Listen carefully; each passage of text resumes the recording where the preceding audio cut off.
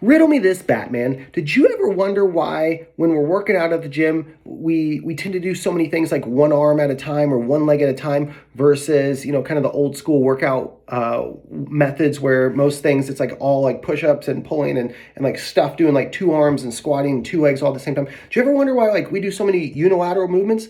Well, if not, well, you're going to find out anyway. So there's really 4 reasons in particular about why we do so many unilateral movements. So the first thing is that with unilateral movements, you reduce any chance or remove any chance of playing favorites with one limb, or like you can't like push more with one leg than the other or with one arm than the other.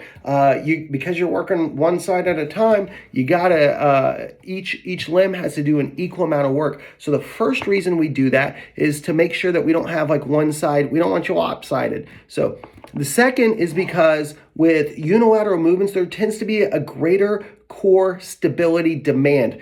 What that means is your core muscles are going to be challenged more, even though we're not directly doing core exercises. So you're going to work your core even when you're not working your core. So it's just kind of a little bit more efficient way to, challenge your body like top to bottom. So third, and this is specific to lower body exercises, when you're working on one leg at a time, it doubles the amount. Think about like from a resistance standpoint, it doubles the amount of weight on that one limb. So that the one limb has to support, which means the exercises require less external load. If you think about like putting a weight on your back, now you don't have to put near as much weight on your back because you don't have all that spinal compression to worry about, because we've doubled basically the amount of resistance just from standing on one leg or from doing one leg at a time. So again, with unilateral lower body movements, it requires less external load, which is generally going to be a little more joint friendly, especially in like certain positions.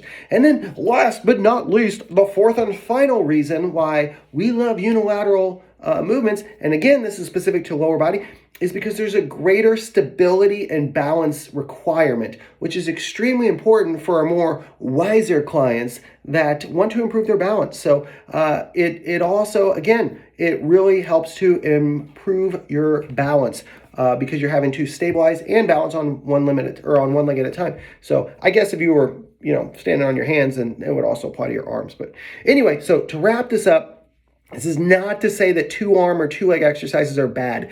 No, it's not at all. I'm not saying that at all. I'm just saying that single arm and single leg movements do create some unique opportunities to challenge the body that otherwise just wouldn't be possible. So now you know.